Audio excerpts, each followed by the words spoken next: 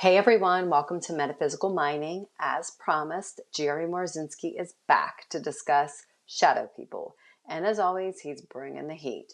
He details how shadow people agitated his clients over his extensive career while working within the prison system, mental health facilities, and the ER.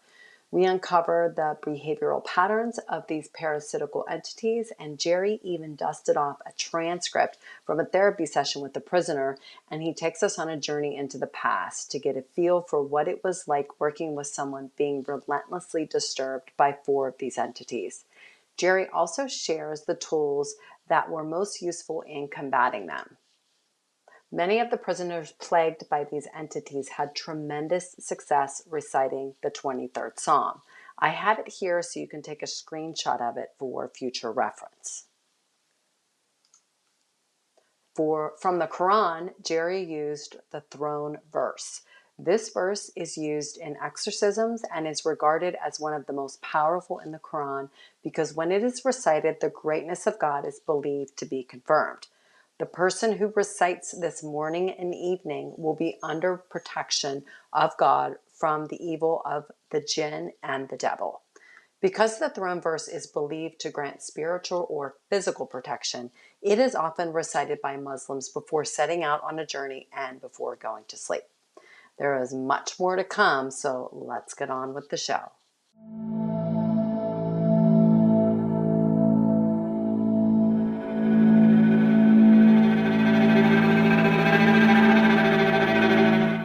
Before we get into all those juicy details, I wanted to talk about shadow people in general so that we're all on the same page. Where did this term come from? How far back does this go? And the actual term shadow people was coined by a woman named HEIDI HOLLIS. This is her book, The Secret War, a true story about a real alien war and shadow people. On her website, she has shadow people trademarked. This is another reason why I'm bringing her up, just to give her credit for this. And she claims that shadow people have been around since the beginning of time and usually appear as dark, human-shaped silhouettes in our peripheral vision. They're shadowy, human-like entities, and witnesses reported feeling unsettled, uncomfortable, scared, paralyzed with fear, which were some of the extreme cases. And most reports are overwhelmingly negative or are accompanied by a feeling of dread. And then here's some of the sketches from her website and her book. The one on the left is more of a humanoid shape. The 2 pictures on the right, the one at the top, I believe that was in a personal account from HEIDI herself, in which she described the shadow being or entity taking the shape of a cat. And then the bottom right is, it almost looks like a spider type of figure. I just wanted everybody to get an idea of how this thing looks to the people that encounter it and how it can change shape. Not 100% entirely, like a humanoid type of figure. I will stop share and we can bring Jerry on board. So Jerry, thanks again for coming on to Metaphysical Mining. And was the information that HEIDI, what she was reporting and documenting in her book, does that sound similar to the things that your clients were reporting? Yeah, it sure does. I started hearing about shadow people while I was working in the psychology department of the state prison. And it first came from meth addicts. So apparently, the prison was full of meth addicts and they all saw the shadow people, or virtually all of them. So I could question them about it. And they called them the tree people because they would hang out in trees. Oh, wow. Okay. And, I saw one pretty clearly once, and then the rest were kind of out of the corner of my eye. So I saw one rush past. Was that in the prison when you were in the prison, or where were you at? No, I was somewhere else. Okay. So what the prisoners would say was that if they started watching these shadow people, they would know that they were being watched, and they would start moving toward the person. And none of them hung around long enough to find out what would happen if it got there. So they just took off. They can walk through walls. They show up in their rooms. A number of people I've worked with have said they stand there over their beds looking at them.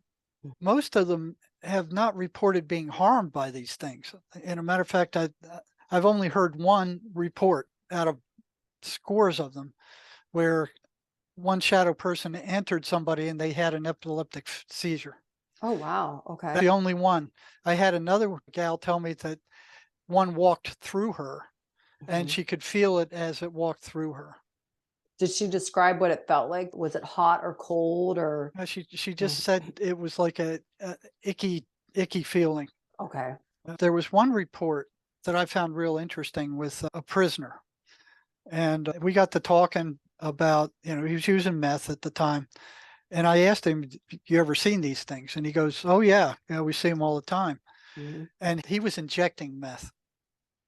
He was shooting it.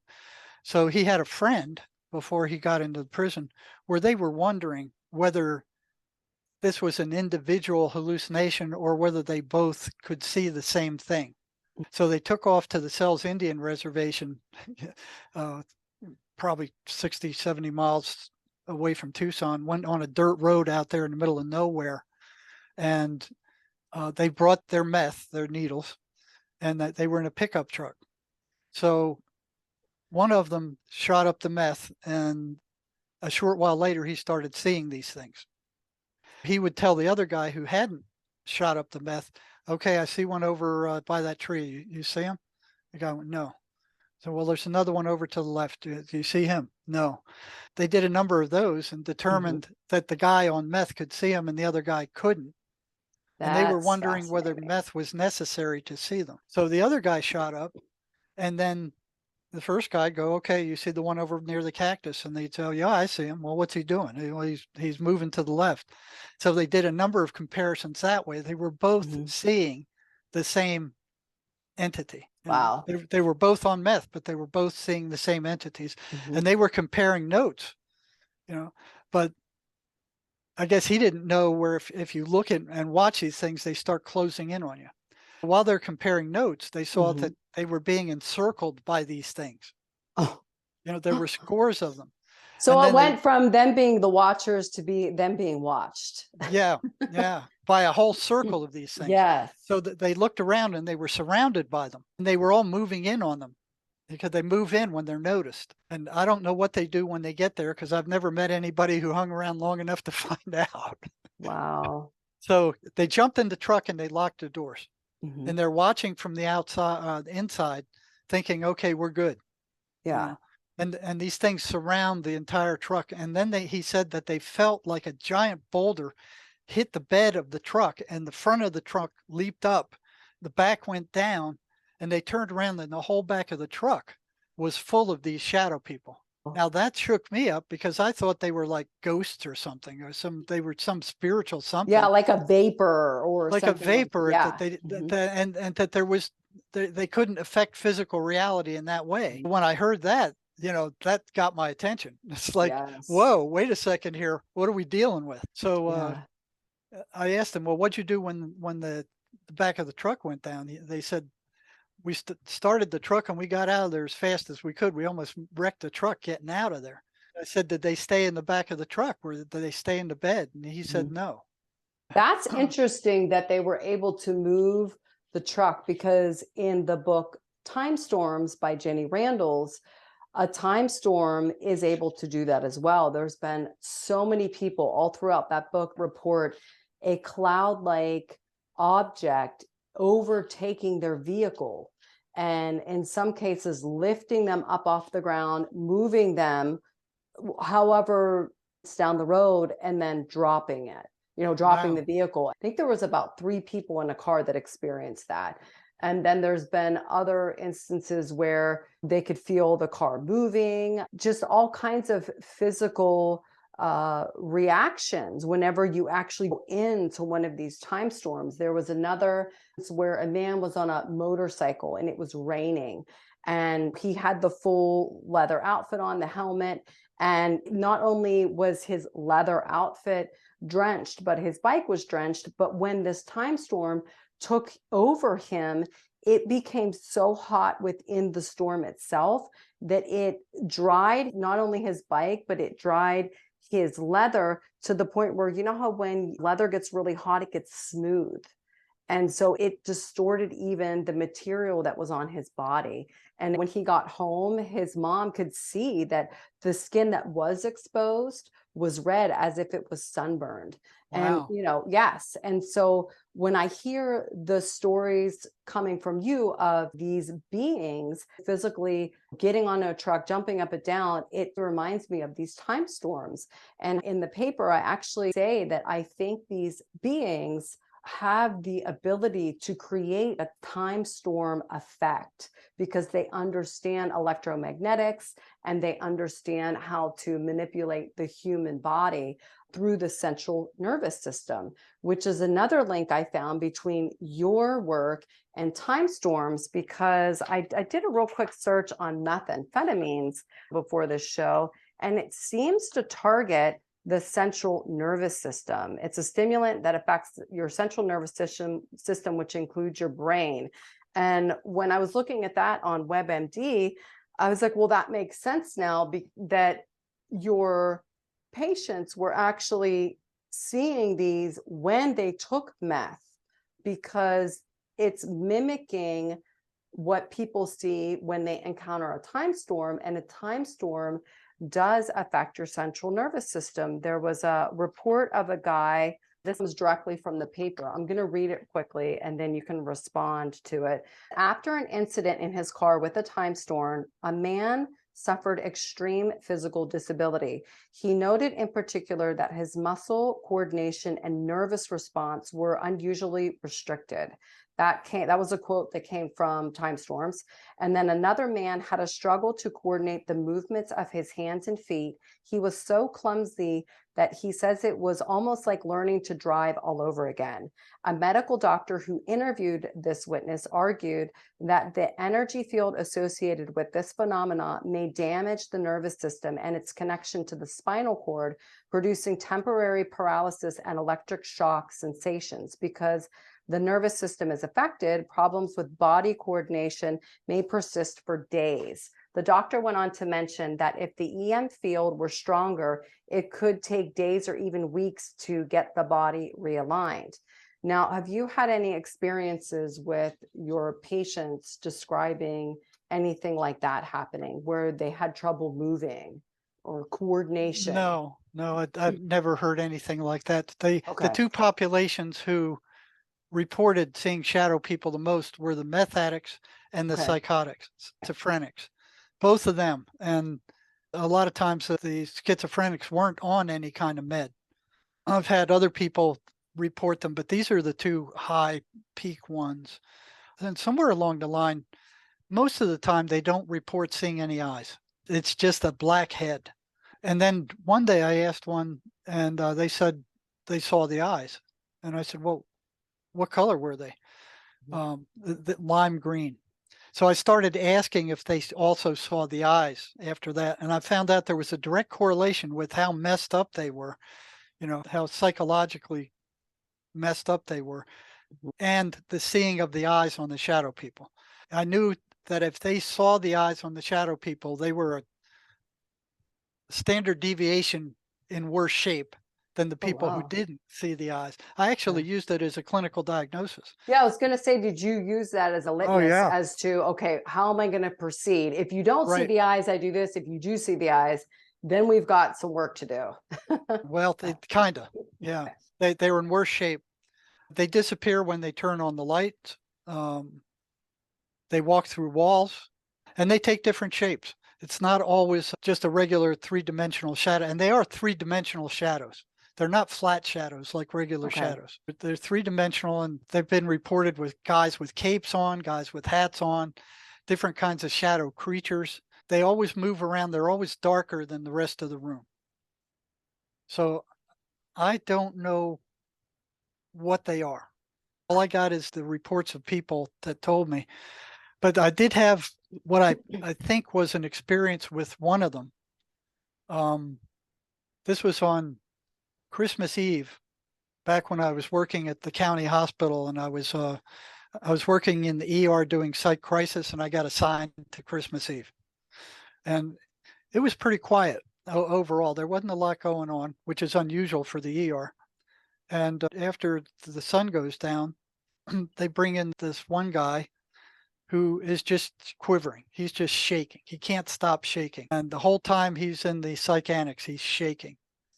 So I bring him in for an evaluation, and he tells me he's been injecting meth for 10 years. And I'm like, what are you still doing alive? You should have been dead 5 years ago. Nobody injects meth for 10 years and survives. So I started asking him about the shadow people. I said, well, you see the shadow people? Yeah. I said, you see their eyes? Yeah. He said, what color? He said, they're either red or lime green. And I said, did you ever hear them? Because they never speak. I've never heard anybody say they made any noise. But for some reason, I figure if anybody had heard these things, it would be this guy who's been doing meth for 10 years. So I said, you ever hear him speak? And he goes, yeah. And I said, well, what did they sound like? And he did this high-pitched replication that was like squealing your nails on a chalkboard. I mean, just his attempt to make, the copy, it gave me the chills. So it was like this high-pitched, squealy kind of voice. This is the first time I've ever heard him speak. Out of scores of people that I've asked about him, none of them have heard them speak. So I didn't think they spoke to people. He said he did. And I figured 10 years using meth, he'd know. So I asked him, well, what did they say to you? And then all of a sudden, he stopped shaking. He went stark still. His appearance changed, and his eyes turned jet black. And I felt this cold hatred like I've never felt in my life ever before. It was just these two dark pools that seemed to go down forever. And it was just cold hatred coming through his gaze. And he was looking stark still. We were staring each other in the eye. And I knew I couldn't show any fear. You can't show fear when you're dealing with psychotics or the criminally insane. You got to sit there and deal with it. So I'm looking him in the eye, and it's like, geez, how long is this going to last? And the feel I got was like he would rather, slip my gut open, spill my guts all over the room than say another word. But he didn't talk. He didn't say a word. He just stared at me with those big, dark eyes. And I'm like, how much longer is this going to last? Because it was just so intense. It was I could feel the cold, deep, dark hatred. I've never felt that come from a human being, ever. And I worked in the prison. Yeah. So boom, it snapped off. It just boom, it disappeared. And the guy came back and he started shaking again. And I was shook up, and I'm like, whoa. Yeah. You're like, that's a first. Yeah, that was a first. But I wanted to know what it said. Nobody else had reported that. So I started asking him. I'm thinking, okay, whatever this is gone now. So I asked him, I said, well, what did this thing tell you? And he said, it told me to go out to the highway and jump in front of a truck and I wouldn't be hurt. And I said, well, so what happened? He said, I went out to the highway and I jumped in front of a truck and I was hit. I was knocked off the side of the road. I was laying there. And when I opened my eyes, I was surrounded by shadow people. And they told me, get up, you're not hurt. And he said, he got up and he said he wasn't hurt. And I'm listening to this, and it's like a report from the outer limits. And I said, well, what happened then? And he said, they told me to do it again, just to show me. He said he did it again. He was hit again. They surrounded him while he was laying there. And they said, get up and, you're not hurt. And I went to ask him another question, and that thing came back. It was like, boom, his face changed again. The deep, dark eyes, the hatred just welling. It was even more intense than the first time. Whatever it was didn't like me asking questions. It didn't like it at all. And, I'm sitting there eyeball to eyeball with this thing again, and it just seemed like an eternity. And then just like that, after 30 seconds or so, it just vanished again. But I couldn't deal with this guy one more time. I couldn't do it. Yeah, you're like, I'm done. I'm out. Yeah, that's what I did. I said, I'm done. You're going in the hospital. I'm done. And then the psych nurse comes running in about 5 minutes later. And she goes, I can't deal with this guy. What'd you get from him? What'd you get from him? And so she couldn't even deal with him for, 5 minutes. What do they do with somebody like him once they get him processed? Same You thing they do know? with all the rest. They fill them full of these antipsychotic drugs, major tranquilizers. They just drug them silly. It And doesn't then, cure anything. no, it All it doesn't. does is suppress psychiatric symptoms. Just so everybody understands, talking about something that happened back then, but it still does happen now, where if somebody comes into a hospital, they're going to talk to somebody like Jerry. Jerry's what? You're going to have to recommend it to a facility, right? Well, How what does we it do is work? we recommend it to a psychiatrist. Okay. So we're actually doing their work for them in the ER. And Okay. we call them up, we tell them what we got on our hands, we call them tell them what we recommend, and they have to trust you. If they don't, you're not, if you're going to get them in trouble, they don't want any part of it. We had one gal that I was working with that they didn't like her calls, and they just drove her out. And the time I was working in this particular hospital, you had to answer to 4 psychiatrists in the morning if you decided that somebody needed to be admitted. You better have a Wow. good reason to do it. Gotcha. And now, is this standard practice even today, or has it changed? What is that? Like where somebody is within the ER and they're fielding these individuals that come in, and then somebody like you would have to then report it Yeah, to a psychiatrist, and then from right. there because there's less facilities. I mean, there used to be mental health facilities all over the place, but now it's very hard to find one. Is that correct? Yeah, that's correct. Mhm. And despite, that brings me to another sore spot is what the psychiatric mafia is doing. I mean, Mhm. there are more psychiatric drugs on this planet right now than there have ever been in the history of the world. And look at the results we're getting here. Last year, 46,000 Americans killed themselves. 46,000. Only 50,000 died in the entire Vietnam War. We're Oh, talking year after year after year. mhm. 46,000 US citizens killing themselves. Between 1999 and 2019, there was a 33% increase in suicides and Wow. something like 1.4 million suicide attempts. Now, what does this say about our current mental health, friggin' drug driven merry-go-round of a mental health system? It Mhm. just doesn't work. 100,000 Americans are diagnosed with schizophrenia yearly. They have no cure. Don't Mhm. know what causes it. They made up a lie saying it was a chemical imbalance, and they pushed that for decades to try to explain why their drugs work. It's a Mhm. complete fabrication. It was made up by one of the pharmaceutical industries to try to explain or have some physical explanation for why their drugs work. They still don't know why their drugs work. They're making $14.54 billion a year selling antipsychotic drugs on the planet, and they're Yeah. doing nothing.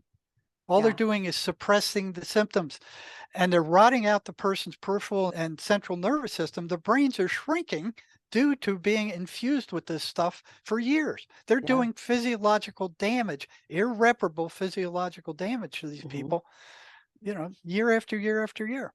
And they got 85,143 kids on this stuff now. Wow. This is one of That's the most sad. toxic drugs used in medicine today. And Yeah, and they're explain to everybody, because this is not a drug that you're going to find out on the black market, no, it because is it's not not abusable drug. something, yeah, it's not something that you're going to want to abuse. It's not like heroin, right? No, no, people hate it. Yeah. Nobody likes it. Nobody Mhm. likes it. But you look at the clutch they have on that stuff. To stay sane in the United States, it's going to cost you $800 to $1,000 a month for psychiatric visits and these toxic, super expensive medications. You Yeah. go across the border to Mexico, 60 miles south of here, and you can buy them over the counter without a prescription. See a psychiatrist once, he diagnoses you, he recommends the medicine, and then from then on, you can go get it by yourself. And it costs $75 as opposed to hundreds of dollars that you have to pay here. Yeah, But they shouldn't have a problem with this, because nobody's going to actively, like, no one's going to get abuse a it. prescription up like they do with painkillers. They get a prescription, then No, they sell it. no. There's that type of thing going on. This isn't going to happen with this stuff. No, Be happening. it's for money and control. Yeah, and that's what I That's it. wrote down. I was going to say it all comes back to the money. This is a cash cow for that industry, the medical sector. And this is essentially what I talk about in the paper with the hidden predator, how the hidden predator terraforms not only our environment, but our human bodies. And you're the perfect example of somebody who can speak to this type of terraforming in the medical sector, where the hidden predator will whisper in the ear of somebody that's really high up within either the pharmaceutical, the the psychiatric sector itself, and they'll get the human to create all of these things that in the end benefit the predator. The predator feeds off of the emotional state of all of these cases that we're talking about, and then the ramping up of it over the years incrementally is just more food production.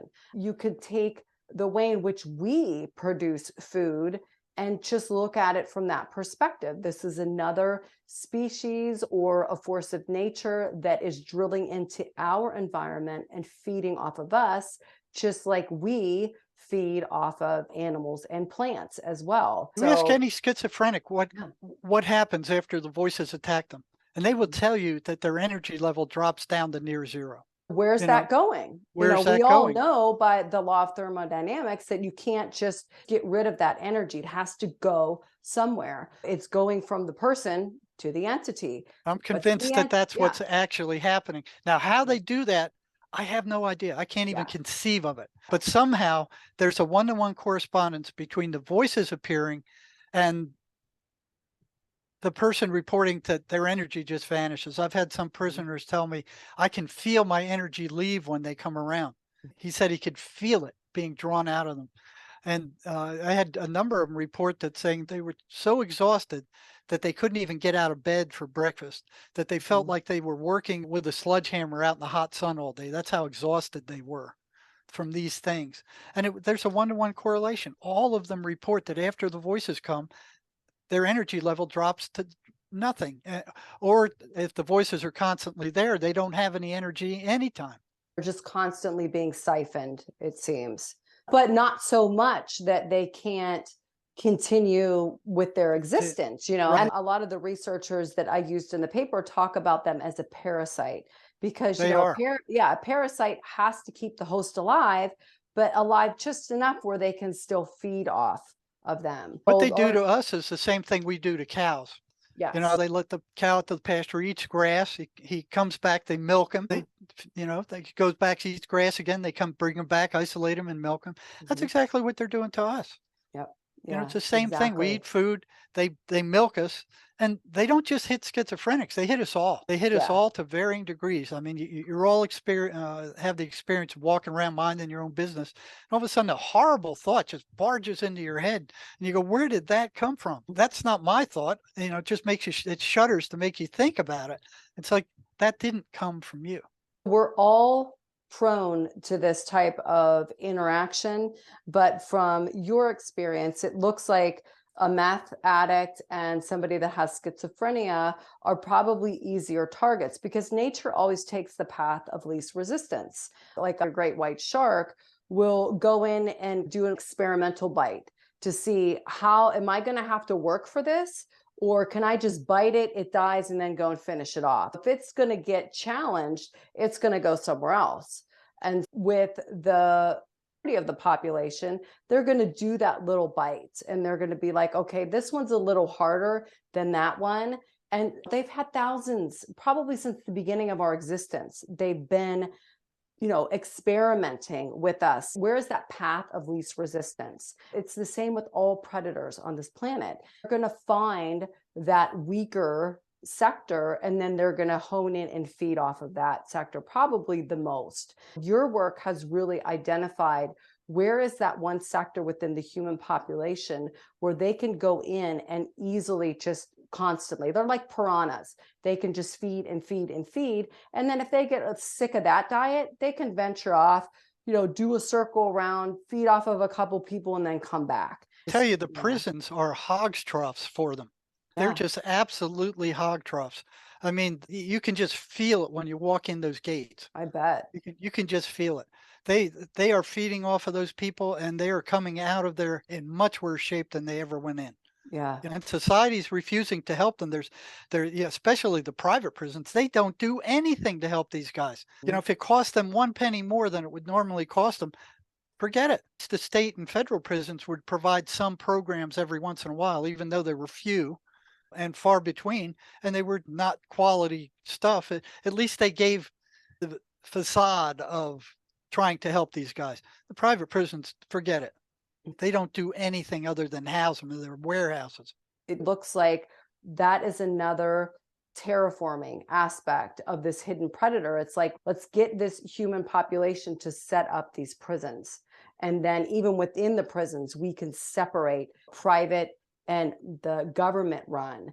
And then Then you got the gangs in the prison too, where they Yeah. divide up the prison population and Yep. they're at each other's throats, Yeah. raping and killing and murdering each other. It's a constant, sickening stew.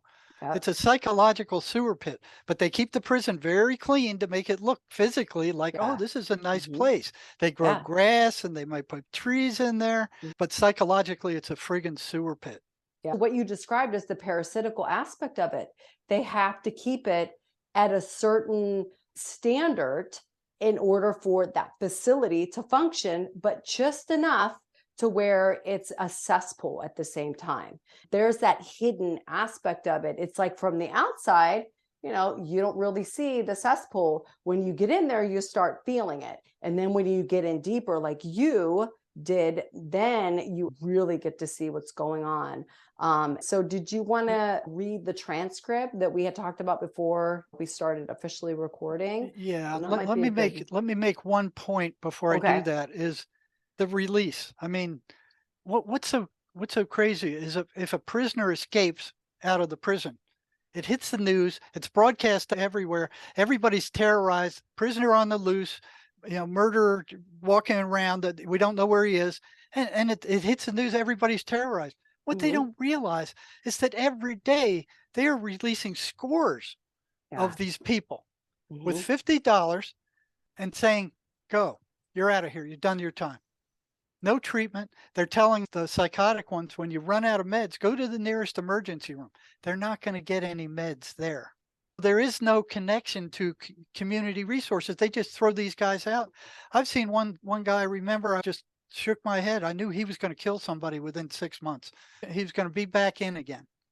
And how much of a medical supply do they get? They get $50, and let's just say they're on these antipsychotic ones. $50 and 2 weeks worth of medicine. That's it. They don't even give That's them it. like 30 days. No.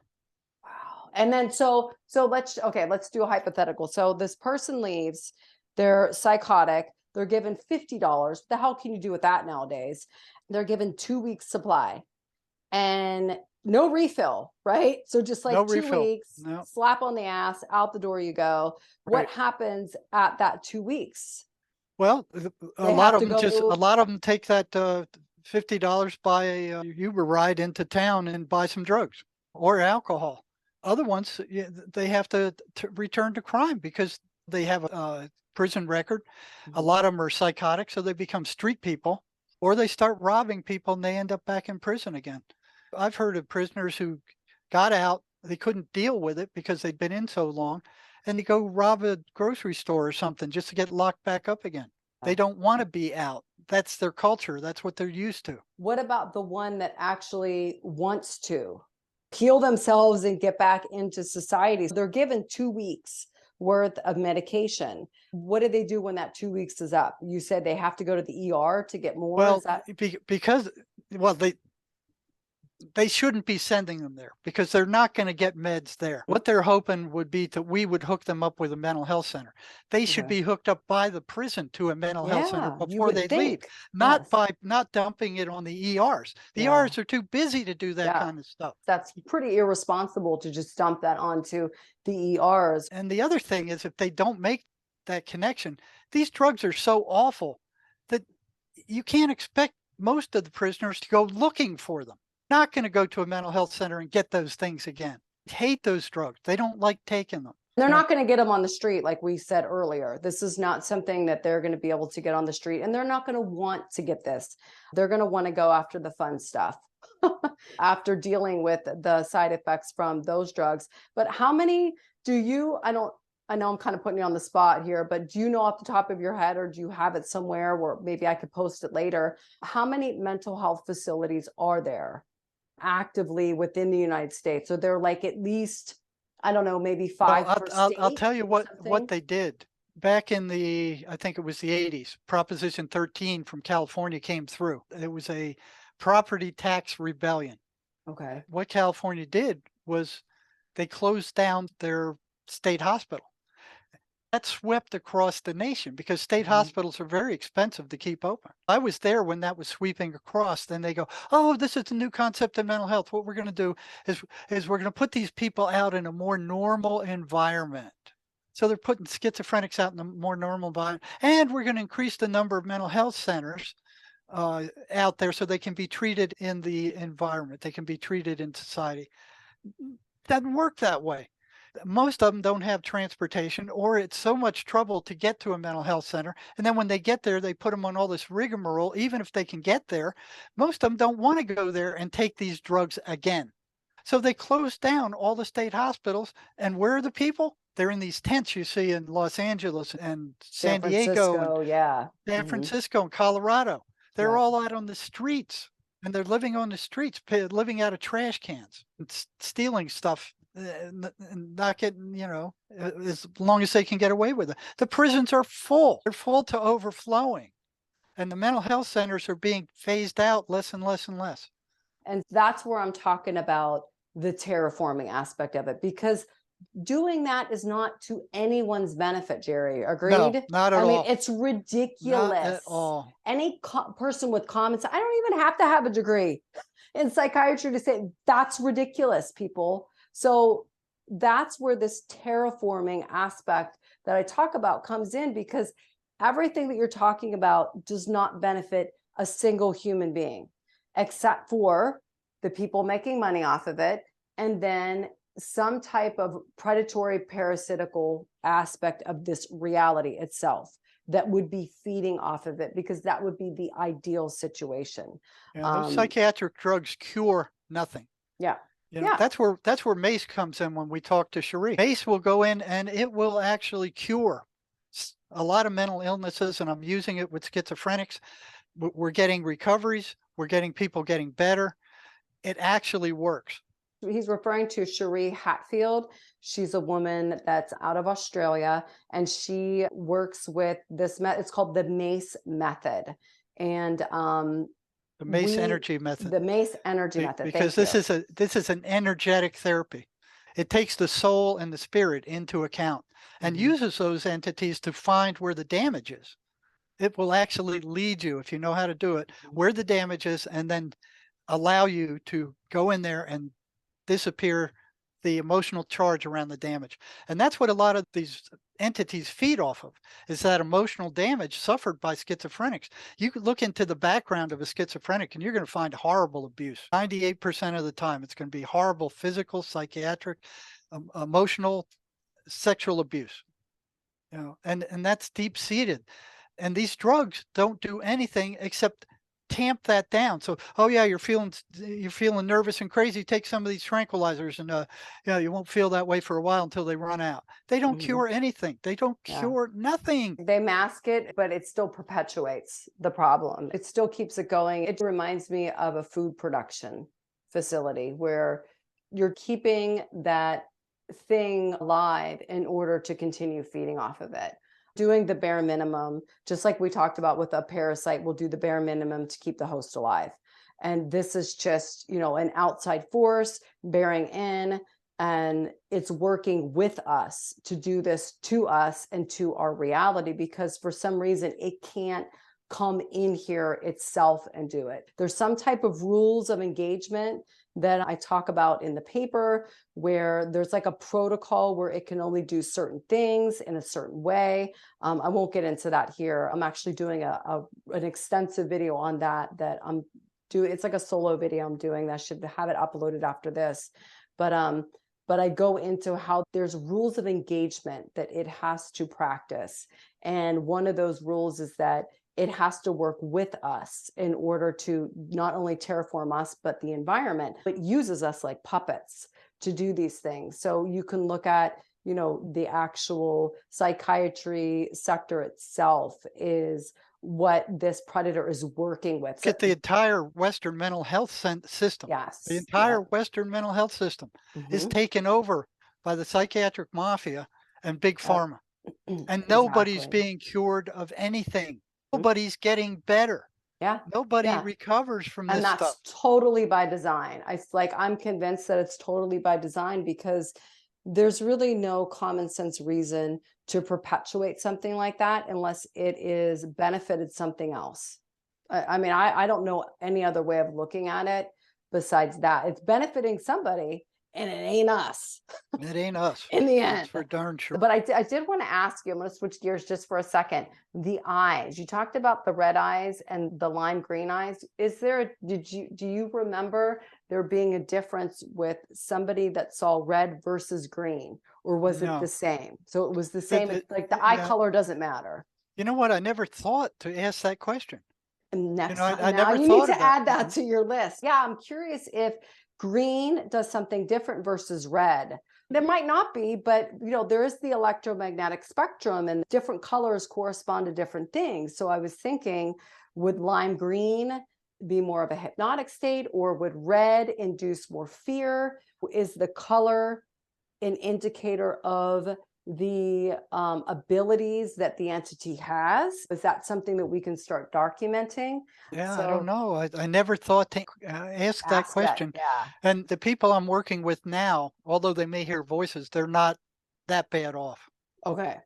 The ones who are seeing the eyes are, they're the ones that are locked up. They're in the prison. They're in the mental health centers. They're, I'm not And seeing you're not those there of anymore, right? You're that not severity now. Yeah, no. You're retired. So you're just, when you take on cases, you're just doing that through people reaching out to you, right?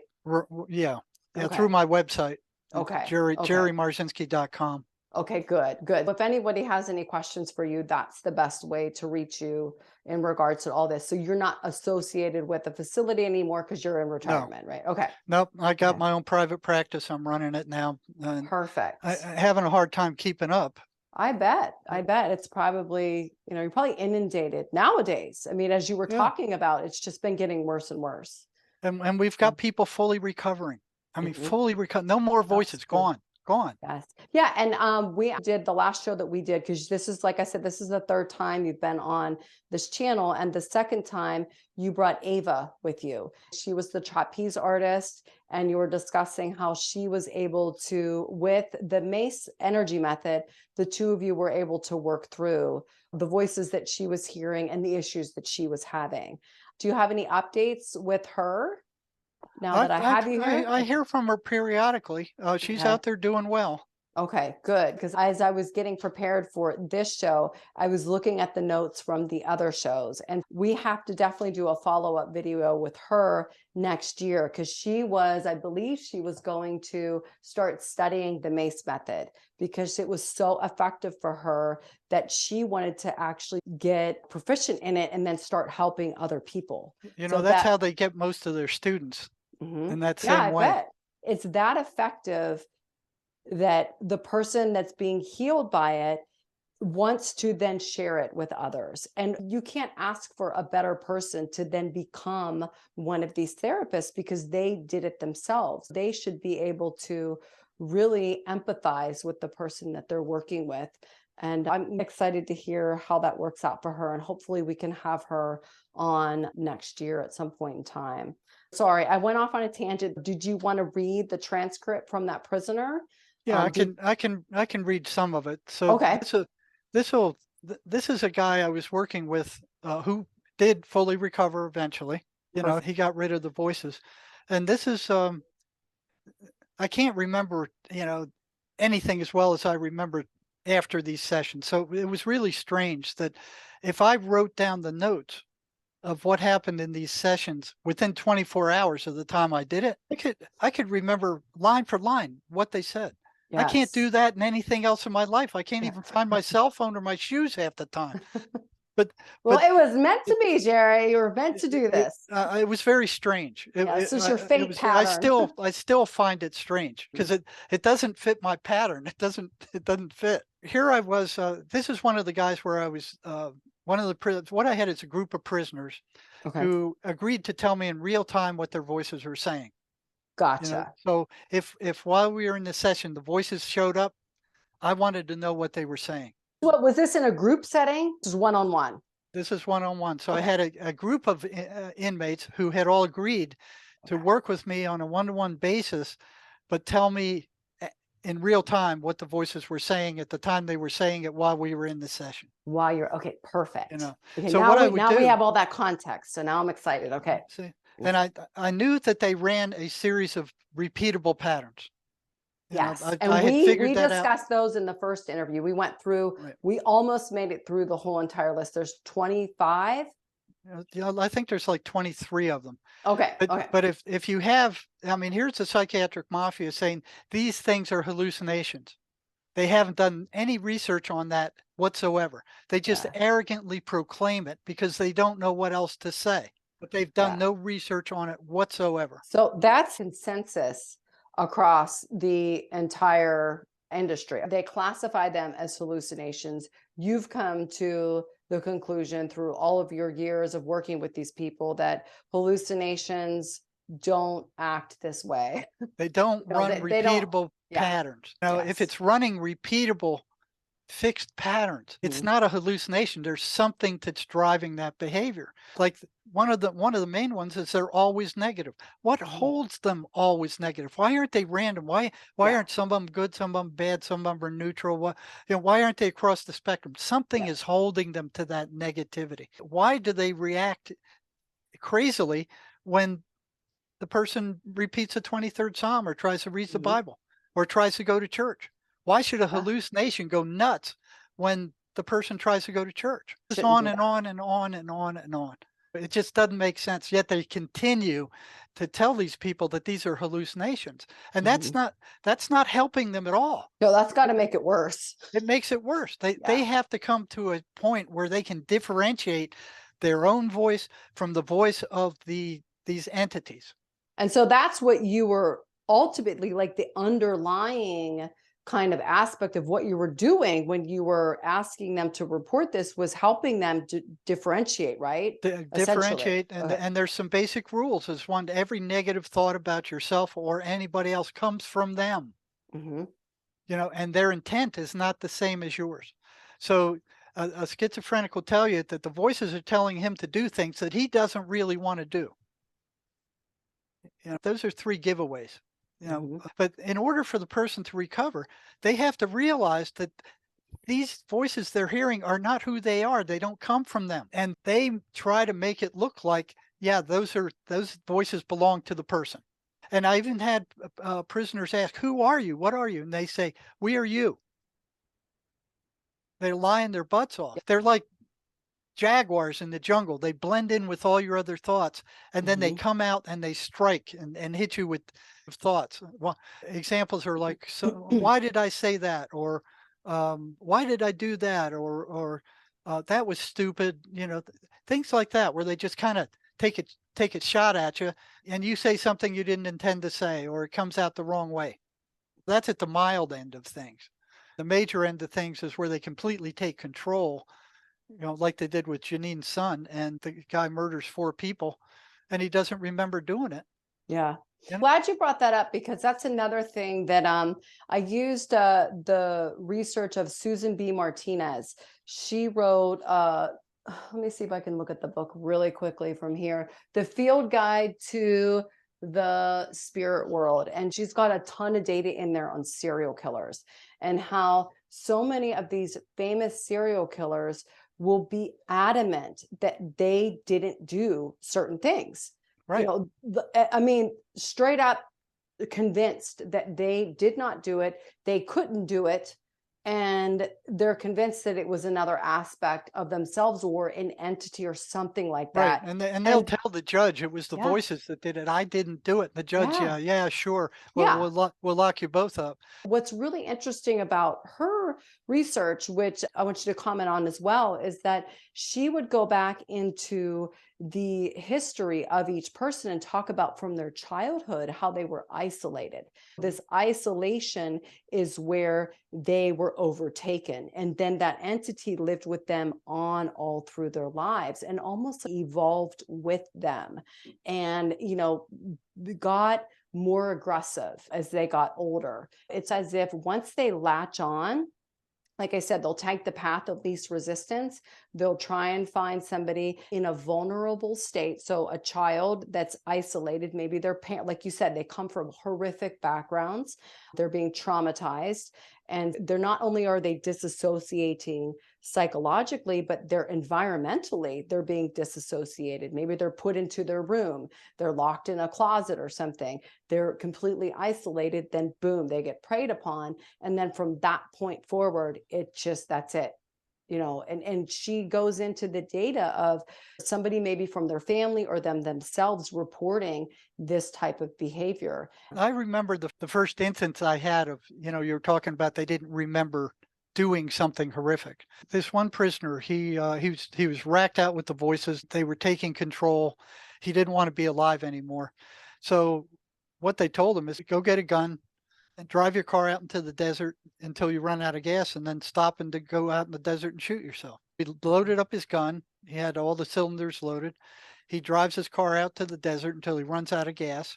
He takes his gun, gets out of the car, and he sits down on a rock and he cocks the gun. He's getting ready to shoot himself. And he said this strange bird and he was from Arizona, so Mhm. he would know. He said it didn't look like any Arizona bird. It just flew into a tree right near him and started screaming at him at the top of its lungs. It was just making a horrific racket. So he Mhm. takes a gun and he fires a shot at it. And the blast of the gun woke him up. So he's sitting there looking at the gun and he's going, what was I gonna do? It was like Yeah. he was hypnotized and he was going to shoot himself, and the noise woke him up. It's the same kind of thing. And I asked him if he hit the bird and he said no. But that explains a lot of these things where they're almost in a hypnotic state when they do the crime or the Mhm. violence. Yeah. They're not in their right self at all. Something else has taken over. Another really interesting thing is the MK Ultra research. And if you look at the assassins from our history, the governmental assassins, there's been so many of them, but the really popular ones, whenever they get them into custody, I don't remember if it was the guy that shot Reagan or Lenin, one of those guys, where when they got them into custody, they were just like, I did my job. Now I'm done. I can relax. It was like a courier that dropped off a package and now they're good. Their job's done. Now they can just sit back. They were so nonchalant. They weren't even afraid of what was going to happen. It was like they came to do what they did. That was it. And so that's almost the same type of personality behavior that I was reading in Susan's book, was that they were nonchalant about it, or they were adamant that they didn't do it and they weren't responsible for it. It sounds like you were describing something similar to that. Yeah. Yeah, and you hear that a lot with these guys that go out and shoot a bunch of people. It's like, oh, the voices told me to do it. That's discounted time after time Yeah. after time, even though they Yeah. keep repeating that. All these mass shooters, after a while, information starts coming out about them, how, oh, they were on the watch list or they had psychological issues. And who was it? Was it Timothy McVeigh that they found out or were reporting later that he was hearing voices and he may have been part of the MK Ultra program? But when I look at those types of covert governmental programs, those black projects, I say to myself, where did they get that in the first place? There's probably an aspect of this hidden predator that's like, oh, let's make them think They came up with this idea. They came up with this method. We're going to teach them what we do. And they're going to do the work for us. It's kind of what Carlos Castaneda says at the end of his whole series. Yeah. He said, this predator gives us their mind. Exactly. And I actually have that quote in the paper, because once you start researching all of these different, I guess, like genres within paranormal or metaphysical, you'll start seeing that thread. They're all connected in some way. And they seem to all come back to this hidden predator aspect of there's something other than us within this reality that has a huge influence over us. And it's constantly telling us that we're crazy at the same time that it's literally showing itself like it did with you. It's gaslighting us. If you look at those patterns that I read out, the 23 patterns that the schizophrenic voices run, you look at what the mainstream media is doing right now, and it matches those patterns to a T. The mainstream media is filling us with the same kind of garbage that the voices are feeding to schizophrenics. It's insanity what they're doing. People know it, but they've taken control. Yeah. They've slowly got their fingernails in us. And, you've been reporting it since what, the 90s. Yeah. And this is something that even if you look at older texts, you can see it within the historical documents. And, there's that Bible verse, there's nothing new under the sun, which is so accurate. They evolve with us. This archetypal dark force evolves with us. Look at the Bible, like you're saying, talk about the Bible. There's 23 times where Jesus cast out demons out of people. What would they think 200 years ago when they invented, polio vaccine and a microscope and science came on the scene, that the demons disappeared? That they're no longer in existence because we got science here? Yeah. All they're doing is whispering into the ears of the scientists who were then, on one account, some of these scientists are practicing the occult, which is very hidden, which a lot of people don't even understand. You talk about Jack Parsons, JPL Labs, he's very much an occultist. The people that are involved with CERN, not very many people know that one of the, I think she's a consultant or she actually works for it, but she created a tarot deck, that is based on CERN. It's the weirdest thing. From one side of their mouth, they're talking about trust the science, this and that, and all of this occult and paranormal stuff is stupid and, gaslighting us. And then on the other side, they're doing private rituals before they turn on CERN. And it's crazy when I look at that stuff and then I talk to somebody like you and read your research, and I can just see the whole entire ecosystem of this hidden predator, from the macro all the way down to the micro, to the schizophrenic that's on the street, that's now affecting, all of society, all the way up to these scientists who are running sectors of society. You can see that infiltration of terraforming is like spanned the full spectrum at this point in time. And this isn't the first time this has happened. We're at a point where there really is a stronghold right now across the planet. I kind of went off on a tangent again, so I don't really want to go any further down that path, but did you want to read the transcript now? Okay, I'll start into it. I know. Again, I kept going away from it and coming back. So you were at the prison system. You're dealing with somebody one-on-one, and this is a man, right? Because you dealt with. Did you deal with any women, or did you deal with mostly men? I did, but mostly men. Okay. So this was 8/1/2002, and the guy's name, we'll just call him Randy. And I'm talking to him. I bring him in, and I started asking him about the voices. He said, the voices have started coming back once a day now. I can feel them in the wings. They start off by whispering, "How are you?" And I asked him, well, what do you do? He said, I completely ignore them and start praying. Now, prayer is a very important part of this whole thing. I mean, virtually everybody who prays hard says it helps. Okay. He said, I completely ignore them and start praying. I don't talk to them at all. I totally ignore them. If you give them any recognition at all, they will put their foot in the door. I said, how long does it take for them to go away once you start praying and asking for help? He says, about 15 minutes. How about if the fits they usually throw when, I asked him about the fits they throw when he ignores them. Do they go ballistic on you? He said, no. I have to give them the time of day before they can start throwing hissy fits. So what most people report that if they try to ignore the voices, they get louder. Okay. You know, this guy just doesn't give them the time of day. He knows they're there. He just doesn't give them the time of day. That's why the That's a Lie program works. It acknowledges that they're there and then acknowledges that everything they tell the patient is a lie. Okay. 99% of what they tell schizophrenics is a lie. You know. And I said, do you have a whole lot more peace in your life than before? And he said, yes, yes, much more. I said, do you miss the voices? He said, no, not anymore. He said, I used to. They used to be more a part of me than I was. I said, are they the same voices you had been hearing for years? Do they change? He said, nope, they're the same ones. They don't change.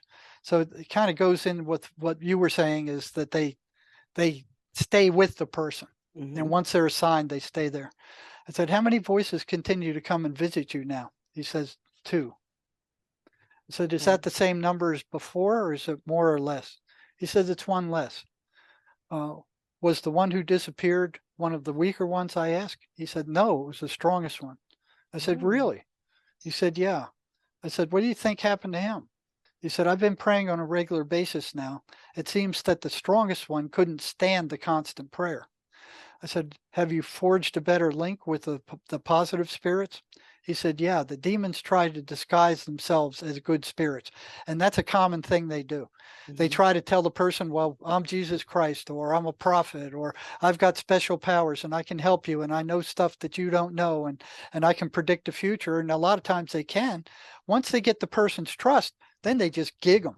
It's like a frog gig, you know? Yeah. Dr. Carla Turner talked about how they masquerade, but she's talking about it from the abduction, the ET abduction standpoint. Yeah, Dr. Carla Turner, and that was her book, was Masquerade of Angels, where they show you the face of an angel, but it's really a gray alien. That's what that's reminding me of. Well, these things kind of do the same things verbally. You know, usually they don't see them, they just hear them. So they usually don't do stuff like that. I said, what do the good spirits do for you? So this guy's in contact with good spirits and bad spirits. And one of the good spirits is his deceased mother, which I found really interesting. And when I first heard that, I went, well, this might be one of the bad ones that is masquerading as his mother. And I kept a close eye on it. And it never said anything that was mean or derogatory. It would say stuff like, you know, don't buy drugs and stay away from the gangsters, and, you know, don't eat sugar, and, you know, wear clean underwear. That a mom would say. Something that a mom would say. And then at the end, after he got rid of all those voices, he was still hearing his mom. And, you know, he comes in one day and I'm checking up on him and he says, my mom wants to talk to you. And I'm like, oh yeah? I said, well, okay, what's she have to say? And she said, thank you for helping my son. And I said, you're more than welcome. You know, he did the work. And I asked, what are you doing over there? And she said, I'm checking people in. And then I asked her another question, and she didn't answer it. She said, everything you need to know is in the Bible. And then she disappeared. And then 2 weeks later, I checked with this fella, and his mom had disappeared too. She was no longer talking to him. It was almost like, okay, now that the evil spirits are gone and he's safe, now I can move on. Yeah, it's like she was watching over him. It was like she was watching over him. She would tell me stories about her talking to him and lecturing him throughout this whole process. So I asked him, what do the good spirits do for you? He said, they help me pray when the bad spirits come. He said, the prayers get louder inside and overcome the bad voices. It's almost like he's saying the good spirits are praying with him. And I said, what kinds of things do the good spirits tell you? He said, they tell me to be appreciative of what I have and I'll get more. They tell me to stay in prayer and to give thanks for what I have around me. Interesting. All right. Another one. So this was 8:1. This is 8:12. Same guy. I said, he starts talking. He said, the voices are still coming for about 15 minutes a day now. Now it takes about 10 minutes to pray them away, where before it took 15. 15, yeah. So we're watching that get less and less and less, and the voices coming less and less and getting less loud. They're less insistent. So Okay. when you're making headway, and one of the rules I used when I was working with these guys is whatever the voices didn't like is to give them twice the amount of it. You know, Yes. just now you couldn't do that in the state hospital because the voices would act up and do all Oh, kinds of yeah. crazy things. Here, the prison was designed to deal with that. Yeah. You know, so they knew not even to try that, you know. Okay. So I would just, you know, give them twice as much. If they didn't like that, they didn't like prayer, give them twice as much. They didn't like one Yeah. repetition of the 23rd Psalm, repeat it 10 times. Okay. And that was the whole tact I took throughout my whole entire career, is give them the stuff they don't like. They didn't like good stuff. And you were able to do a lot more within the prison system than within the psychiatric hospitals because they weren't monitored. I had to be very careful in the psychiatric hospitals. Okay. I got it down to an art of who I could give information to and how much I could give information to, and what I would tell them. The biggest thing I was trying to get across to the people who were coming into the psychiatric hospitals were that the voices were energetic parasites. That's the last thing the voices wanted them to know. And in the ER, when I was working in the ER, if I determined I could tell somebody that, the voices went nuts. Yeah. You know, they went nuts. There was one lady they drove out of the office. Oh, wow. They actually drove her out of the office, and she went pacing around and came back later. Now, when she came back later, did it finally click that, wow, this is it, this is something else? Or did they already know that it was something else? She already knew it was something else. Okay. It was just they got so strong that they drove her out of the office. Okay. And I told her ahead of time, I said, if they do that, you're free to leave. I tell all of them that. You're free to leave. I'm not going to block the door. Yeah. I'm not going to lock the door. You know, you can, if things get too intense for you, walk out. There will be no repercussions. And I told the prisoners that too. That if it ever gets to the point where it's too intense for you, just tell me and leave. There will be no repercussions. Now, no guards will be coming after you. No, you won't get any black mark. You know, I won't do anything to you. I won't report you to psychiatry. I will do nothing. You're really respectful with them through this whole process, because the things that you were telling them to do were very simple in that they could actually perform them. But what you were doing was not simple at all. I was trying to figure out, you know, what these things were and how to interfere with the patterns that they were running. And the voices didn't like that. Yeah. They did not like that. I'm so fascinated with how you were able to take not only what you learned through your schooling, which is essentially mind programming, and telling you have to do things a certain way. And you were seeing how that didn't work.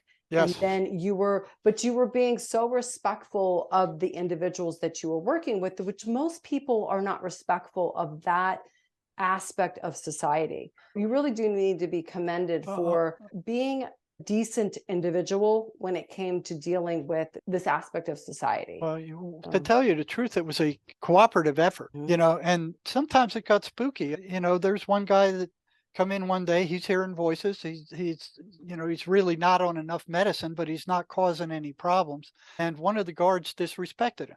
That's something you don't do unless you want trouble. And the voices were telling him to stab the guy, you know. So here I am stuck with that, kind of going, okay, if I turn him in, he's going to tell everybody else that I'm working with, and that's it. You won't get anything out of them. You're not going to help again. Anybody. You're going to not be trusted. And it'll be shot. On the other hand, if he does do something, if he stabs a guard and the prison finds out I knew about that, he was thinking about it and I didn't do anything about it, I'd be fired on the spot. What I had to do was increase the amount of time I spent with this guy. Instead of seeing him once every week, I'd bring him in once a day for a week to see how he's doing. And then you had control over doing that, or did you have to get permission for that? You could just do that, like on your own. I could just do it. Good. You know, I'd tell the guards, bring this guy down to me, or send him down, or write a pass for him. You know, the day before, I want to see this guy tomorrow, bring him down tomorrow. So Perfect. I So was, then once you figured out these people, you could just bring them in yeah, and do your own type of treatment with them under the radar. Because I think you remember you saying once that some of the the psychiatrists found out and told you to stop doing something. Was it with the Psalms or was it with the rubber bands? that was at the state hospital. Oh, okay. The Not rubber in bands prison. was in the Okay. prison, where Okay. we Okay. found out that if most of them, if the voices come, you snap a rubber band, that snap hurts the voices much more than it Yes. hurts the person. It kind of stuns them. It allowed them to remember to repeat the 23rd Psalm. Because Okay. like we were talking about earlier, these things put them into a daze and they control their memory. So they get it where they don't remember to repeat the 23rd Psalm, or they don't remember to do the kinds of things they need to do when the voices show up. If they notice that the voices are active and they snap the rubber band, that Mhm. shuts the voices up long enough for them to do that stuff. Otherwise, they're facing this constant barrage of garbage from the voices trying to distract them away from doing Mhm. the things that they need to do to get rid of the voices. Let me ask you a question about the actually before I ask you this question, were you done with the transcript or should we keep going with that? I got several You got pages here. I got several Okay, okay. dates. I'm gonna make a note here to ask you this after you go through this transcript because I want to get through that first. Go ahead, keep going. Okay, so this is the next session I had with this guy about a week later. I asked him, "Well, how are you doing with the voices?" He said they're still coming, but they're coming for about 15 minutes a day. It now takes about 10 minutes to pray them away. I'm still not responding to them at all. He said, I don't ask them any more questions. I said, what do they do? What do they say when they come? He said, they ask me what's going on, what's happening. I said, what happens when you ignore them? He said, as soon as they start affecting me, I pray them away. I said, they don't throw tantrums or resist leaving. He said, no, I start praying immediately. I don't give them a chance to get their foot in the door. I said, how about at night when they usually attack? He said, they have stopped coming at night. That's one of the things they do is they attack the guy at night, most often between 3 and 4 in the morning, because Okay. they don't want them to get any sleep. If they can keep them awake, then they're easier targets. They And can't plus fight. that 3 and 4 in the morning is a very like that goes back way back in our history of that's like the witching hour. Yeah, and Of that's when they all of come the our most. ancestors knew about that specific time of the night. Yeah. He said now they're coming during the day and not at night. And I asked him, is the time it takes you to get rid of them decreasing or is it about the same? He says that it's about the same, about 10 minutes. Okay. And I say, I wonder what's going on. It seems that they would get bored and move on. But what do you think is going on there? He said, I don't know. I said, their number has decreased from 4 to 2, right? He said, right. Have you had any contact with your mother on the positive side? I'm asking him. He said, no, not much lately. And I say, when the positive side comes, what do they say? Well, they tell me to keep praying, to be strong. My mother tells me she loves me and that God loves me and to be strong. My mother tells me that she is in a better place. And I ask, how often do they come through? He said, a couple of times a day. Do they say anything more? He said, not much. They say to keep praying and to ask if I want their help in prayer.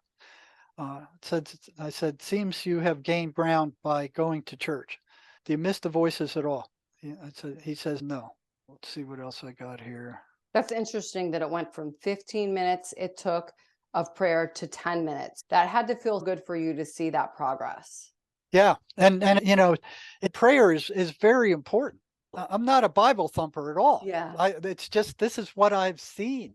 I'm glad that you brought that up. Is it any type of prayer from any religion? You So know if what? somebody was using the Quran, The other religion that I've had some experience with is the Muslims, and okay, they have some very powerful prayers. yes, that's why I And asked that. Yeah. one of them talks about the whisperer that whispers in your ear. Yeah, it's called You was know, was. They have a term yes, for it. Was. they have prayers specifically designed against these things, where Christianity doesn't seem to have that. As they you look at a lot of the churches, they won't even deal with this stuff. They won't even Yeah. deal with it. Yeah, Islam is a lot better with preparing their flock. You know, we Yeah, could say at least they for, admit yeah. these things are Oh there. yeah. Oh You yeah. know, There's, they're there and they're yeah. attacking you. And Oh this is what yeah. you can do about it. I mean, that's a far cry from what we got over here in the Western world. Oh Oh, yeah. they don't exist. They're hallucinations. There's nothing Yeah. real about them. When schizophrenics have been trying to tell them for decades, they're very Yep. real and they're shut out and they're put on more drugs. That's one Mhm. of the reasons I like bringing on recovered schizophrenics to talk to people like you, is they can hear them firsthand. They are not given a voice. They are not given a platform to speak on. They're Mhm. just mowed under, like forgotten. Oh, you recovered?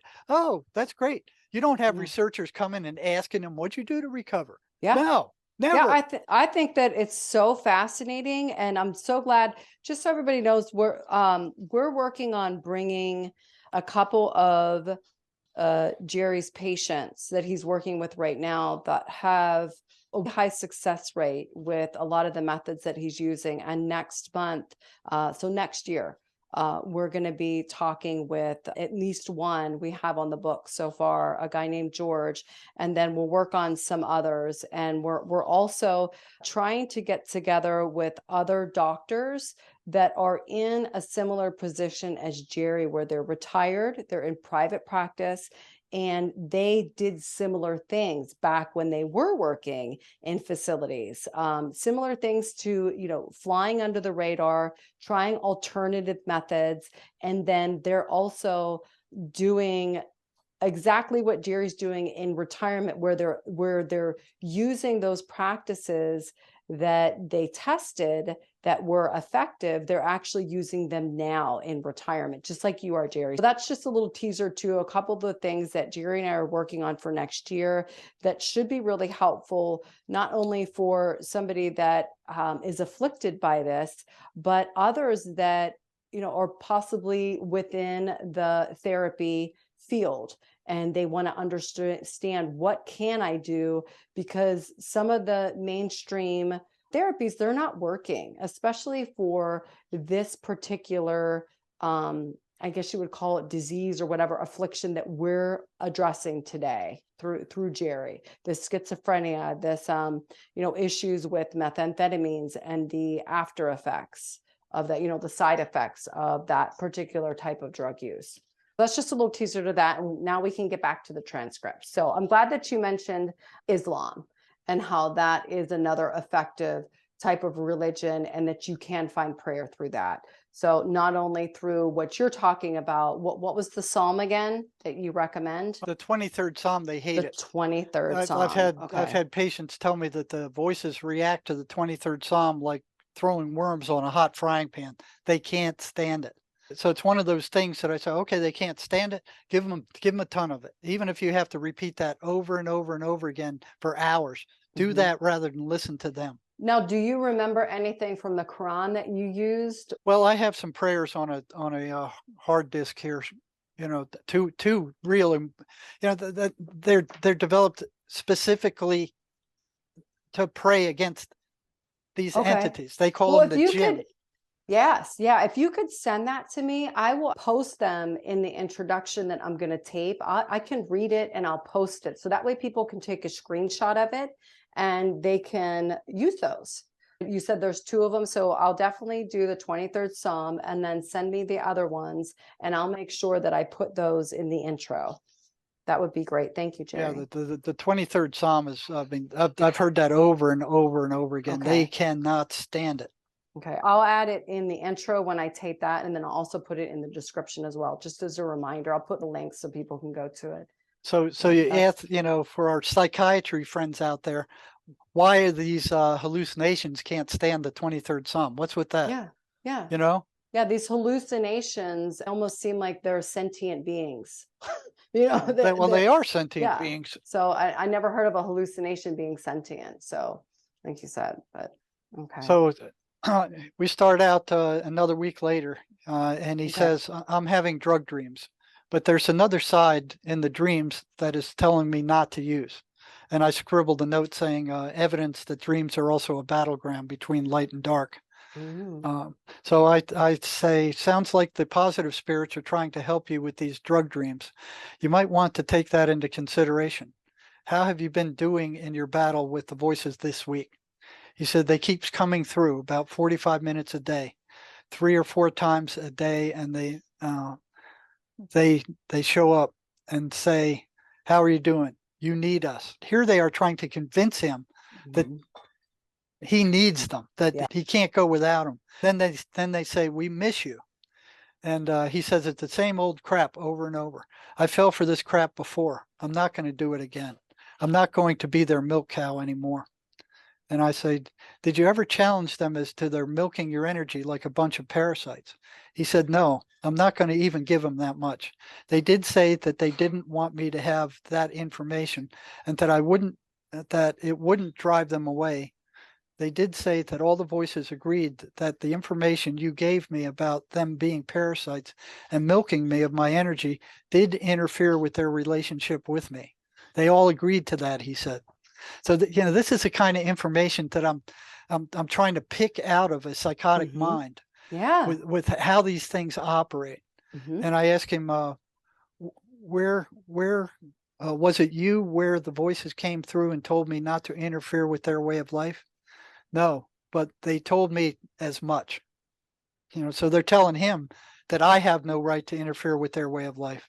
They Mhm. also told me that without them, I was nothing. There was 3 of them at the time. And I said, how many of them are you dealing with now? And he said 2. Again, here I asked him again about the 3rd one. He said the 3rd one's been gone for about 3 months now. I said, where did he go? I said, I don't know. I told him the story of another inmate and how the room crackled with electricity when his voices got angry with me.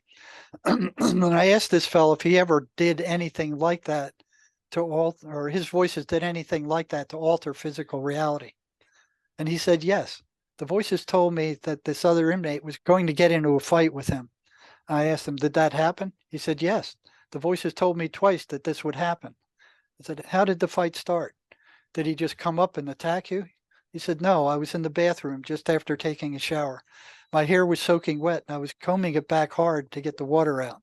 The water from the comb was flying backward when this guy walked into the bathroom. I didn't know he was there and I splashed him with water by accident from my hair. The guy opened the faucet and splashed water on me and then attacked me and hit me in the head. I eventually beat him down, but the voices were warning me that this guy was going to attack me. And attack me was evidence that they have special powers that they could use in my behalf to protect me while I'm in prison. That was interesting. Here they are Mhm. telling me ahead of time that this guy was going to attack him. And I think it was days ahead of time. They Mhm. told him twice. And then this guy comes in and attacks him. Yeah. You know what's interesting about that is they might have even been working with that guy to They might make have. that happen. Right. So it's Right. like, oh, it's going to happen. And then they think it's magical. Meanwhile, they're laughing at him because they're like, it's not magical. We're working with this other guy, And and I they're have another, making it. I have a number of patients who are telling me the same thing that, can they affect other people in the environment? Because these people I'm with, they every once in a while they go crazy and they come at me kind of thing. Mhm. They do things to trigger me. It's interesting. It looks like they may be able to do that. Yeah, I definitely would believe that. I would not put anything past them. And then I asked him, how long after the voices told you that you were going to get into a fight with this guy did it actually happen? He said 2 weeks. I said, how long did the fight last? He said about 4 minutes. I asked, what happened next? He said, we fought and stayed enemies for a while. For a long time, I was wondering if the ordeal was over with or not. I didn't know if I had to continually be watching for this guy coming up behind me and hitting me. The voices came a couple of weeks later after the fight and told me that this guy was going to come back and apologize, but that it would take a while. The voices told me that someone in his family had died and he was upset. At the time, I was wondering if the issue was over or if I had to continue to watch him. Voices came and volunteered this information. They told me that there would be no more trouble out of him and told me not to hold my breath for an apology, but that the issue was over. He approached me in the cafeteria about 5 months later and Mhm. apologized. Oh, wow. And I said, spooky, that the Yeah. voices knew this and it actually happened. He said, yeah. I was sitting by myself in the prison cafeteria 5 months later, and he came up and sat down and apologized. I said, "Did they ever do anything similar when they showed you they had supernatural powers at times?" He said, "Oh yes, they always knew where the drugs were. Since the age of 12, they would tell me where I could find drugs. Once when I was living in San Diego and was strung out on cocaine, they told me to take all my money. I had about $250, find 2 burlap bags and fill my gas tank and drive to Oregon. They told me they knew where there were several huge Sesame marijuana farms. Said I followed their directions and found 4 large pot farms in 2 weeks. I followed their directions step by step all the way to Oregon until I got to a dirt road where it ended. They told me to turn onto the dirt road, and I went up the dirt road for over 20 miles until it dead ended, and turned onto a trail, then went up into the mountains on the trail. When the road ended, I asked them, "Okay, what now?" And they told me to take the burlap sacks and head up the trail. He said he walked for about 4 hours. And I asked him, "Did you ever get lost?" He said, "No, never." I asked for 4 hours, and they walked for 4 hours, and they told me step by step where to go. He said, "When I got there, I cut the best of the healthiest plants down and filled them with my sacks, and then hauled them down back down the mountain." And I said, "Were you ever there before?" He said, "No, never."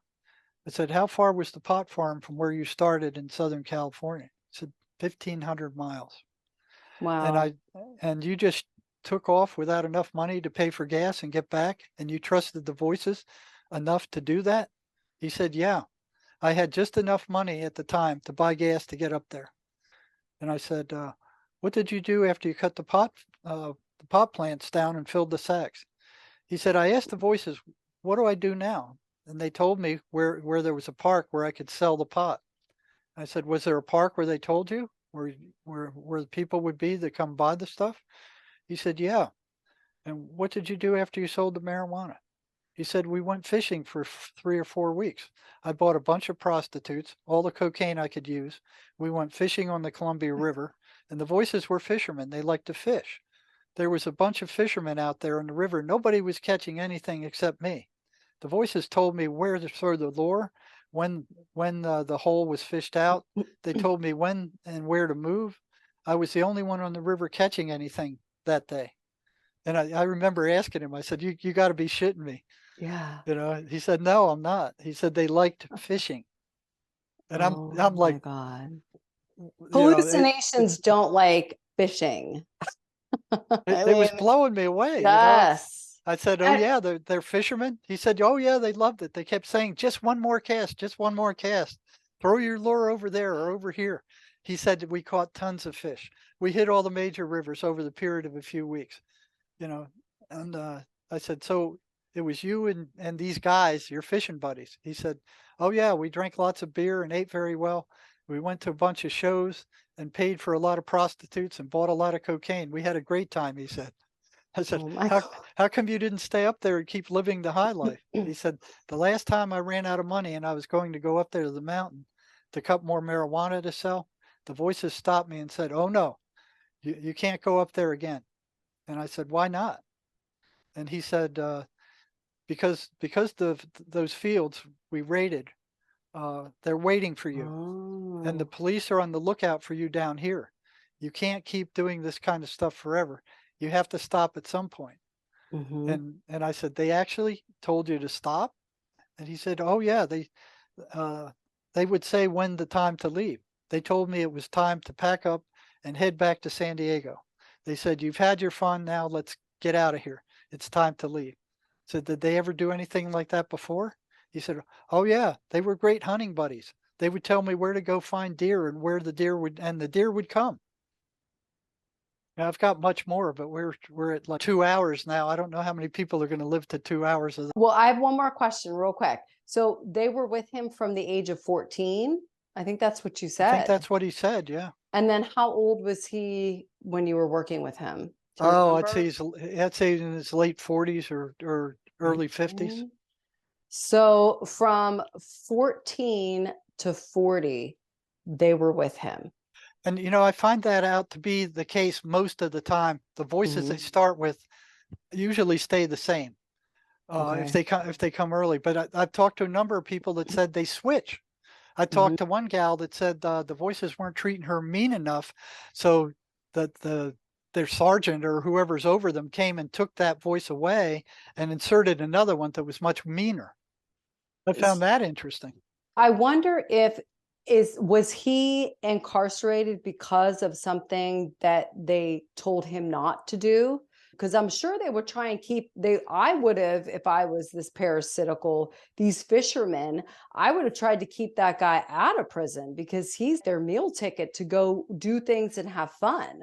I wonder if he didn't listen to them and that's how he got into prison. Well, he was in prison more than once. Okay. He had briefly recovered for a while. Then the voices came back and he started again. He started robbing people and using all kinds of drugs and trafficking drugs. He had a million charges against him. And Okay. and they threw him back in again this time. Mhm. So That's he fascinating. He can recall they've been with him, yeah. and that he consciously is aware of this relationship that's ongoing. I mean, geez, So that's incredible. here's psychiatry telling these people that the voices are hallucinations. Yeah. And they won't even go this far as much as I read you this. You won't find a psychiatrist in existence who would even go this far, what you Yeah. heard right now. Mhm. Yeah. They Oh would no, they blow them off totally, all their yeah. hallucinations. They won't even look at it. Mhm. They won't allow anybody else to look at it. Okay, let me ask you one more question. Okay, this has to do with what you were talking about, but it also has to do with the rubber band incident, like that technique. Are you familiar with, and I think you did have him in your book, Dr. Carl Wickland? Yes. Yes. Matter of fact, Okay, good. he's the guy who gave me the idea Yes. because he was Okay. using static He was electric using, shocks. yes, yeah, he was using So static electric shocks and after to I get read that, entities out of people, and they would go into his wife and his, his yes. wife would walk them into the light. Um, And I saw, for a while I was doing that and it actually worked. If you could get one of them to walk into the light, they would not come back. If you They could would, get a yeah. relative to come and pick them up. That is so fascinating that I read almost the whole entire second shelf on the left side. I think it is. I'm trying to look from a distance. No, maybe it's the middle. It's all spirit attachment therapy and spirit release therapy. And two of the books are Dr. Carl Wickland. Yeah. And I can picture case studies from all of those books when you're talking, because a lot of the people that are in those books, the case studies I'm talking about, the patients, they're not schizophrenic, they're not meth addicts, but they're still experiencing similar type of things where they're being predated upon by this parasitical aspect of reality that is not them. And then Right. you have somebody like a Dr. Carl Wickland, who that device that he created to statically shock the people he was working with, he was given that information by, they were called Band of Mercy. Oh, really? Yes, yeah, it's in the So when I introduction read to his book. Yeah. when I read that, I was working with a clinical psychologist in a psychiatric hospital up in Northern California, Dr. Wilson Van Dusen, Okay. Yeah. he was a Swedenborgian uh, Okay. guy. So what Yes. he found was these voices that his patients were hearing matched what Swedenborg said about what the evil spirits were telling him when he visited hell. So Okay. he could visit heaven or hell at when he wanted to, and he Yeah. went and he talked to the spirits in heaven and hell. He was And doing remote viewing or by no, location, like astral travel. yeah, Like, yeah, but he Swedenborg. would go Uh-huh. into a trance for 3 days in a row, and then he'd come back Wow. and write about the people he met in heaven and Okay. hell. I think I And have one and of his books. He has several and books, right? Swedenborg. right. With Oh, yeah. he's got scores of books. He was a Yes. prolific writer. So Yes. when I read that, I went, you know, what can yeah. Van Dusen wrote me and he said, we got a static electric shock machine. I saw it. Like we can buy it. I said, you got to be kidding. I'm not going to be able to take a Yeah, you're, static oh shock my machine into the prison and God. start shocking these guys. You want me Yes. to get fired? What are you Yeah. thinking?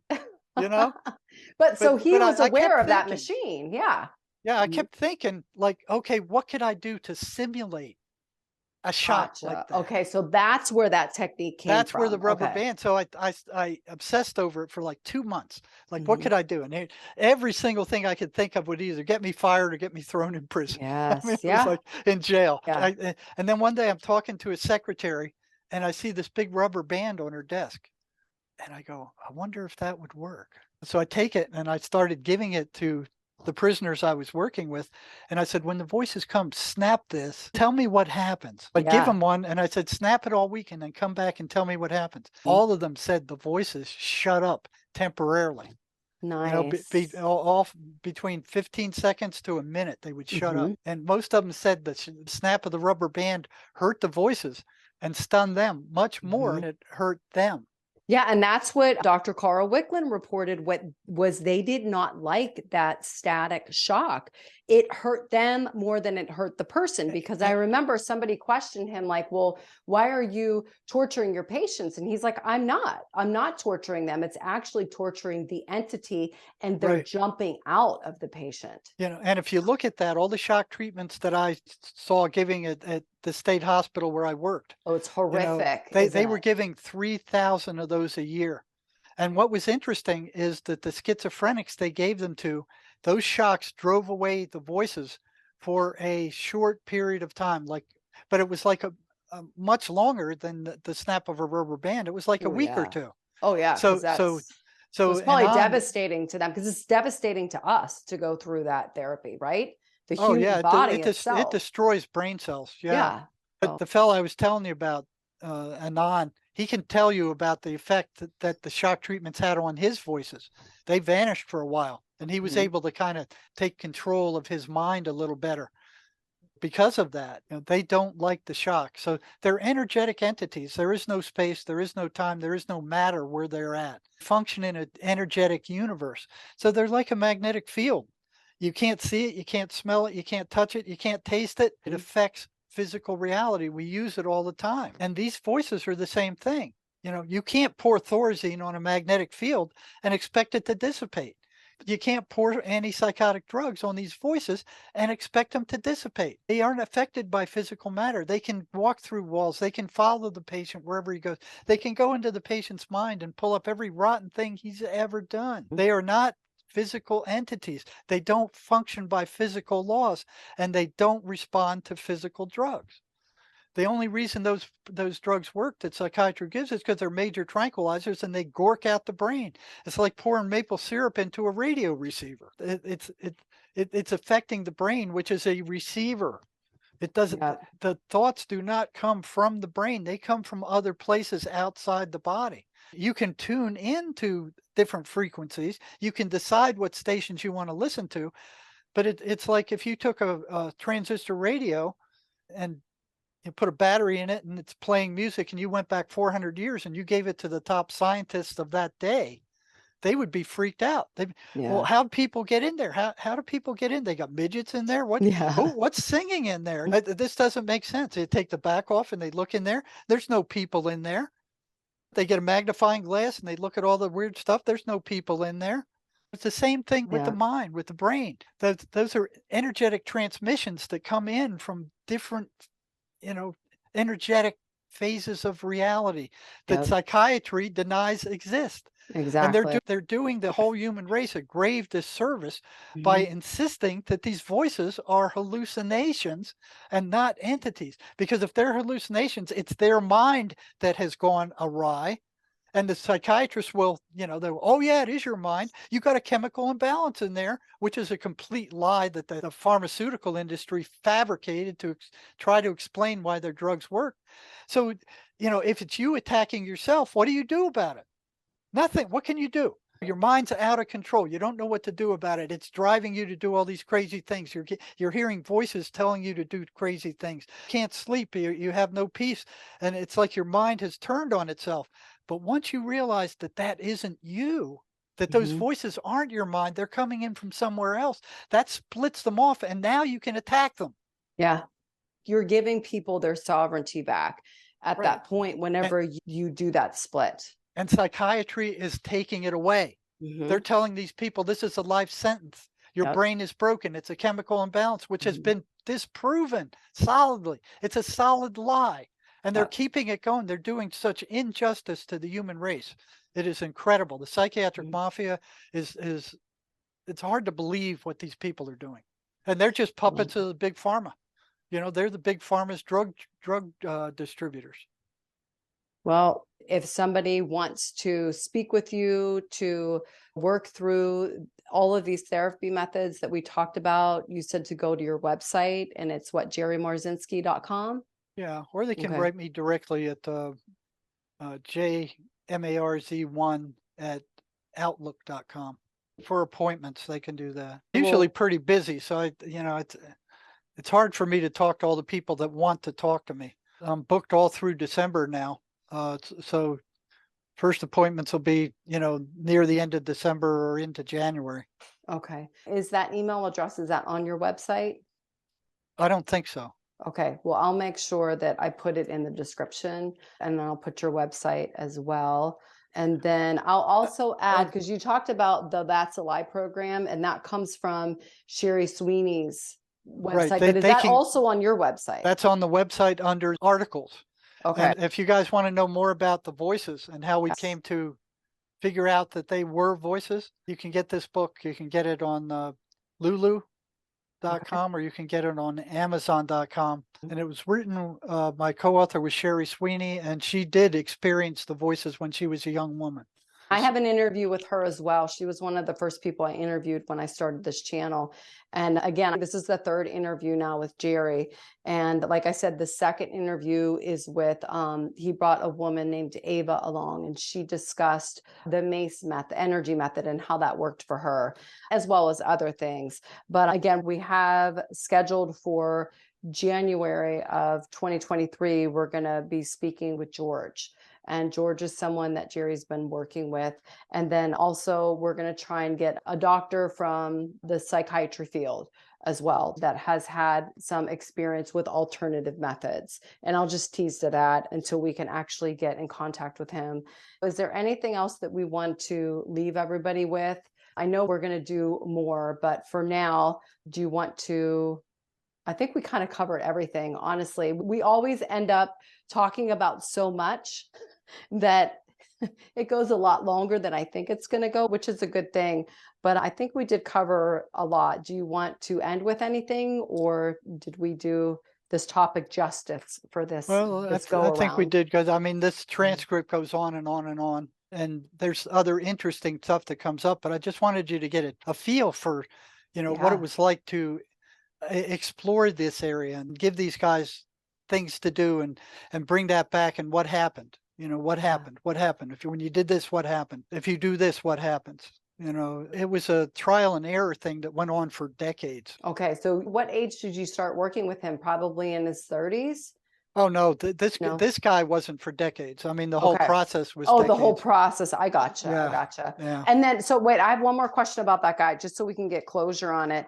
Now, he went from 15 minutes of prayer that would stop the voices to 10 minutes. Did he basically go down to like he didn't have to do the prayer anymore? Did he eventually get rid of them, or? Um, yeah, he eventually totally got rid of them. Okay. And even Sherry reported that after like 30 years of being rid of them, they would come every once in a while just to test out to see Okay. if they They could get her. test.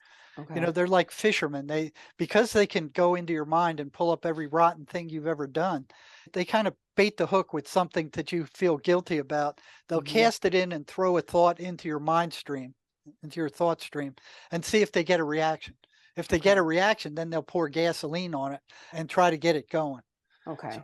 they don't want you to be calm. They don't want you to be peaceful. They want you to be upset and generating negative emotional energy all the time. But like you said, some people, it's too much work for them, Hmm. Yeah. so they'll take a shot at them here and there and see if they can provoke them. But for the most part, they'll move on to easier targets, drug users and, you know, uh, mostly abused people who have been abused psychologically or emotionally, physically, sexually. I mean, they're easy targets for these things. And there's actually one more thing. I forgot about this question. The meth addicts themselves, do you think that this parasitical aspect is using meth to create schizophrenics? Because I remember the last time we talked, you said Oh something yeah. or Oh about yeah. like the meth actually gets them that connection point. Yeah. But then once they stop, you would think that if it was a hallucination, once you Well, stop the drug, it goes away, but it doesn't, well, right? it starts that way. Well, Okay. so they're using the drug and then they start hearing voices. They go, Yes. "Oh, well, it's a hallucination." Yeah. And Because then you when would they think come, that. then Yeah. yeah, and then when they come down, it goes away. So they keep using. Oh yeah, they're Mhm. just hallucinations. And then, they use again and they hear the voices again and they're abusive and they're nasty. And they go, well, it's just a hallucination, but I feel like Superman. That goes on for a good while until one day the voices don't go away. And then Ooh, okay. they're just as crazy as somebody who's in the insane asylum for years. Now they're infested. That voice is Okay. there to stay and it's not going to go away. Okay, so that makes sense. So I wrote down, could it be a strategy and a tactic of this hidden predator that it's found that this meth can actually lead to a schizophrenic type Oh, of I individual? I have no doubt. You Okay. look at you look at what psychiatry is doing. Um, there's the number of kids. Let me see how many kids they have on Adderall. 80,000. Wow. 80,235 kids are on amphetamines prescribed by psychiatry. And I Wow. ran into a bunch of them in prison and asked them, okay, you were feeling as well as you ever had while you were given the Ritalin and the Adderall. Why Mhm. did you keep going? And they'd go, I don't know. I don't know. Mm. And they end up in prison. They start with being prescribed amphetamines. Yeah, 80,000 kids.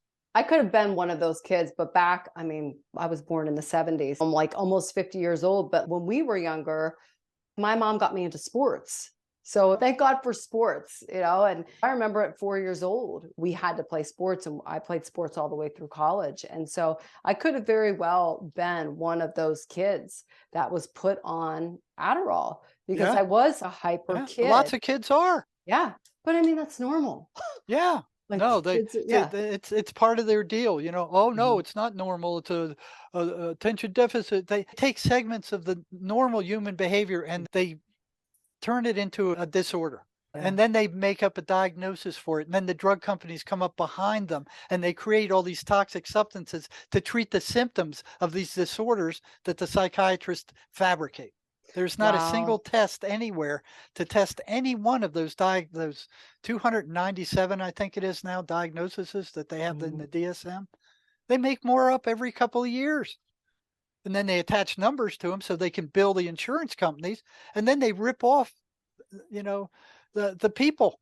They advertise, oh yeah, you got these symptoms. Oh, we got this drug. And the psych hospitals are like freaking revolving merry-go-rounds that go round and Yeah. round and round. And with Mhm. each revolution, sucking thousands of dollars off of each patient. Yeah. Nobody's getting better.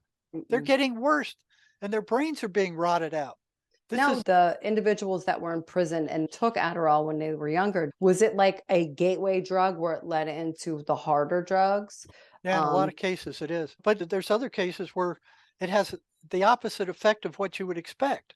The person takes it and they fall asleep. okay. Those are the guys that have the real ADHD. Hmm. The guys who take it and they fall asleep. And they fall asleep. They fall Okay. asleep. These Okay. other guys, it calms them down. They can focus better. They're not as scattered. The prison is full of meth addicts. Wow. And look at Biden, what he's doing on the border. You got tons of candy colored fentanyl coming across the Oh my border. God, the You've fentanyl. got Yeah. None of what's going on seems to be for a human's benefit. This is a spiritual war Yeah, that's raging right exactly. now.